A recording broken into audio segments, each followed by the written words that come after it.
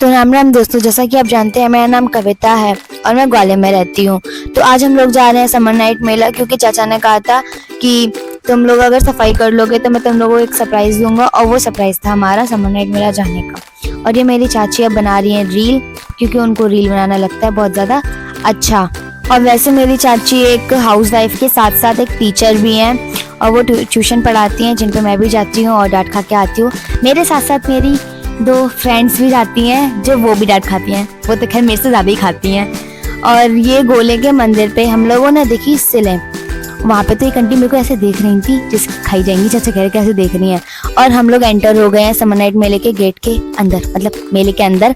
और मैंने चाची का पर्स उठाया और पीछे गेट खोलना भूल गई, तो फिर गेट खोला और यहाँ का व्यू देख सकते हैं आप, बहुत ज़्यादा अच्छा था।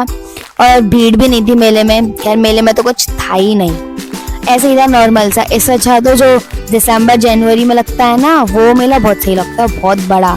ये तो छोटा सा था, कुछ थोड़ा सा सेक्शन था झूले का और थोड़ा सा तेज सामान का। वहाँ पे भी हर माल 10 रुपये, हर माल 10 रुपये। तो हम लोगों ने ली 5 क्लिप, जो कि यहीं 50 रुपये की। फिर हम चारों ने घूमा ब्रेक डांस, और व्यू ने कहा चलो देखते हैं इस पर कुछ हैगा। मैंने कहा ठीक है देखते हैं, खरीदना कुछ नहीं है पर देखना सब जगह है। तो अब हम लोग सोच रहे थे कि झूला सेक्शन पर जाएं, तो उससे पहले चाची ने देखा टिक्की का ठेला चटनी का, सबसे पहले तो टिक्की पियेंगे, क्योंकि प्राण जाए पर टिक्की ना जाए, क्योंकि tikki are very important for girls. और फिर हम लोग लगे लाइन में, फिर हमने निकाले अपने अपने पैसे, और टिकट 50 रुपये का था। कोई नॉर्मल इंसान तो झूल ही नहीं पाएगा झूले।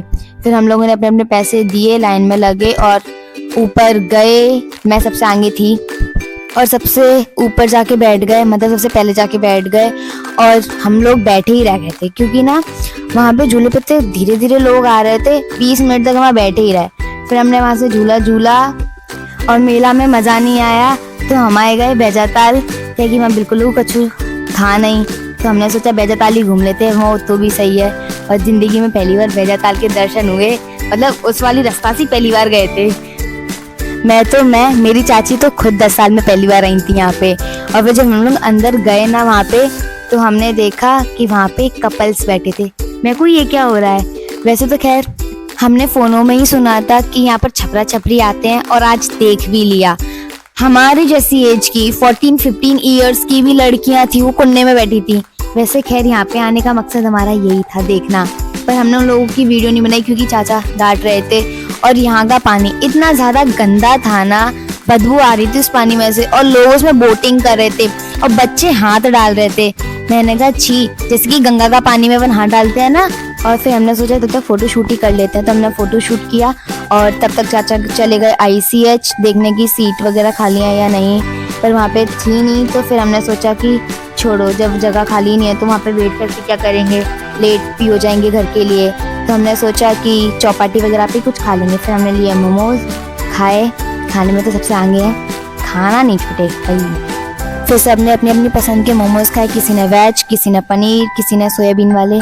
और फिर हमने कोल्ड ड्रिंक पी, और विनय नगर आके हमने खाई पाव भाजी, जो कि बहुत ज़्यादा डिलीशियस थी। और उसके बाद आनंद नगर में हमने पिया गन्ने का जूस। चाचा ने बोला बिट्टी का पेट नहीं भरा है और पियोगी। अंशु को देखो कैसे पी रही है।